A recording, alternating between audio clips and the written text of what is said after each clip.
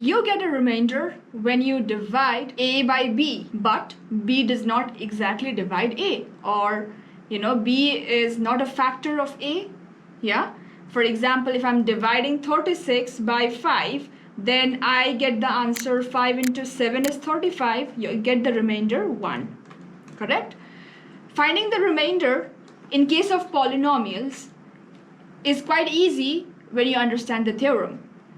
Okay, so to understand the theorem and see how does this work, we need to understand the longer method, or we must perform the long division first and see if we can relate something to each other. Okay, what do I mean?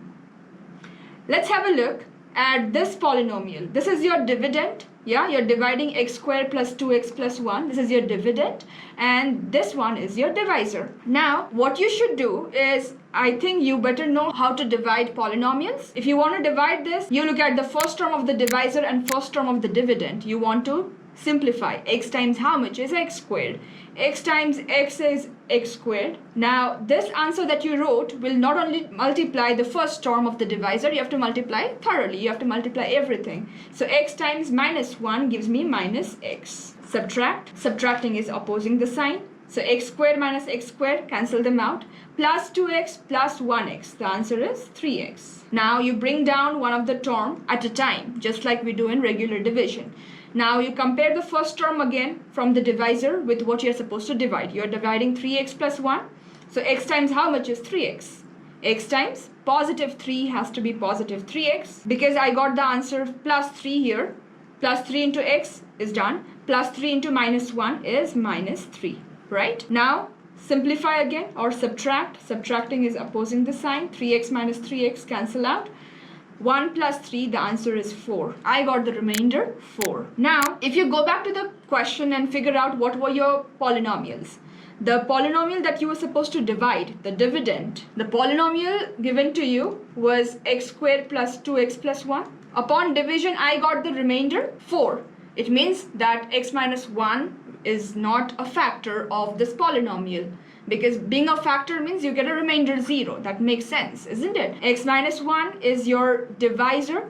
Let's say this is a new polynomial, or this is the divisor polynomial, which is x minus 1. Now look at this polynomial that's dividing x minus 1. This polynomial becomes 0 at what value? Or we'll find the 0 of this divisor, okay? The polynomial that acts as a divisor here.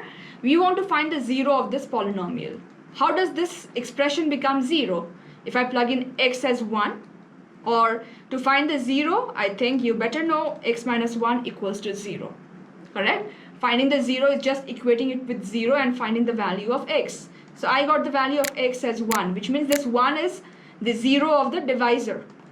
Okay, the divisor polynomial. So what will I do is, because the divisor becomes 0 at x equals to 1, I want to see that if this value 1 has any connection with the dividend or the polynomial that we were dividing. So what do? Is I go back to the dividend polynomial px. I'll plug in the value of x as 1 out there. What happens? 1 squared is 1. 2 into 1 is 2. 1 into nothing. So 2 plus 1 plus 1. If you'll solve this, what's the answer? Did I get the exact same remainder? I got the exact same remainder, which clearly means that this is the shortest way I can find the remainder without having to perform the long division. So what do you see is anytime your divisor here is a linear polynomial. A linear polynomial will always be in this form, ax minus b, okay? Or x minus a form, anything you can call it. Even if it's in the form of ax minus b, then what makes this polynomial 0 is b upon a. Check it out. You can always find the 0 of a linear polynomial by just opposing the operations. X minus a is being subtracted, so the 0 of this polynomial is x has to be a. Because upon putting that a, it becomes a 0. So, you see, if you ever have a linear polynomial in this form, x minus a form, or any linear polynomial, when this polynomial divides another px or another polynomial px, okay, when I'm dividing px by a linear polynomial x minus a, you are dividing, okay?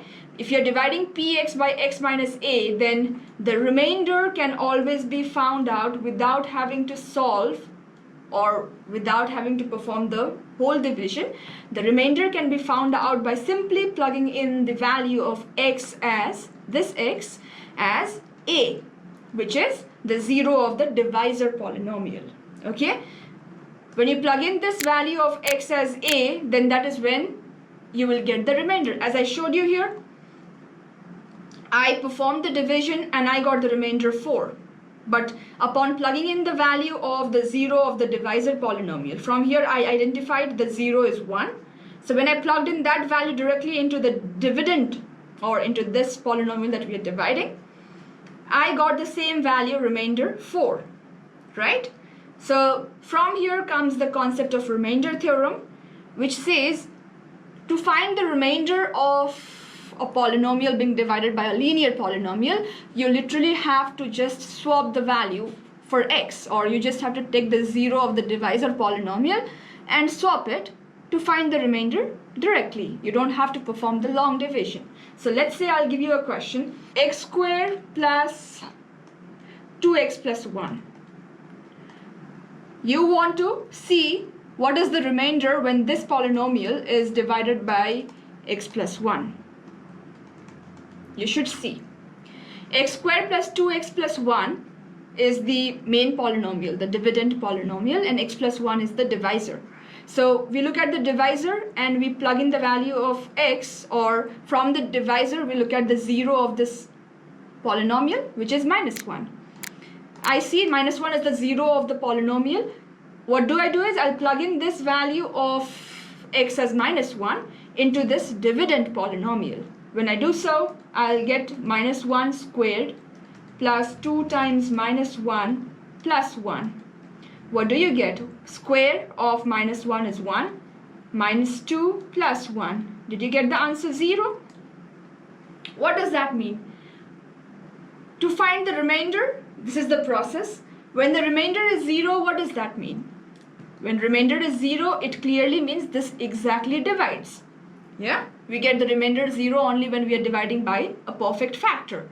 So now if I get the remainder 0, that is when the divisor polynomial becomes a factor, or hence I can say that x plus 1 is a factor of the given polynomial.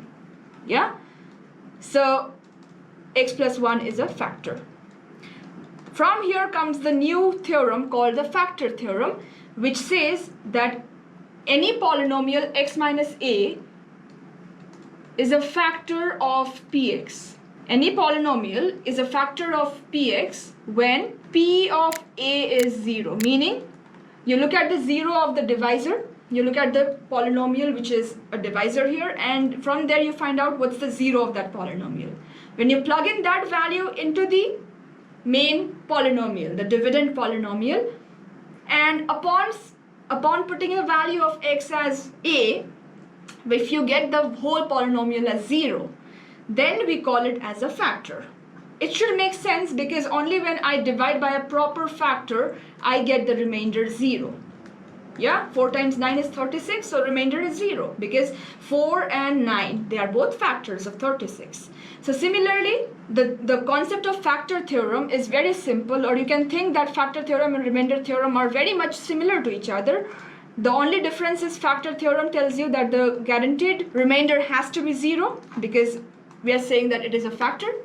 And when it is not a factor, that time you have to get a remainder. To find the remainder, just plug in the value of the 0 of the divisor polynomial and plug it into the main dividend polynomial.